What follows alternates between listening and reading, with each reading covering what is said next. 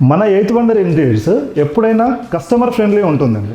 So ఈ bedroom మీరు చూస్తున్నారు కదా, ఇందులో మన కలర్ ఆప్షన్స్ అనేది ఈ బెడ్రూమ్కి మనం చాలా ఆప్షన్స్ క్లయింట్కి ఇచ్చాము. క్లయింట్ ఏం చేశారు అంటే నాకు పేస్టల్ కలర్సే కావాలి అని చెప్పి ఈ కలర్ అనేది ఫైనల్ చేశారు. ఇది మీరు చూస్తే గ్లాజీ ఫినిష్ ఉంటుంది. గ్లాజీ ఫినిష్ ఎందుకు సెలెక్ట్ చేసుకున్నారు అంటే ఇది కొంచెం మెయింటెనెన్స్ ఫ్రీ అనేది ఉంటుంది, క్లీనింగ్ అనేది కొంచెం ఈజీగా ఉంటుంది. సో ఇది మొత్తం వార్డ్రోబ్ కనుక చూస్తే మీరు సింగిల్ కలర్ కాంబినేషన్ అది. అంటే సింగిల్ కలర్ కాంబినేషన్ ఎందుకన్నాము అని అంటే వార్డ్రోబ్ చూస్తే సింగిల్ కలర్ ఉంది, బట్ మీకు ఇక్కడ హ్యాండిల్ చూస్తే కొంచెం డార్క్గా మనం దీన్ని ప్రపోజ్ చేసాము.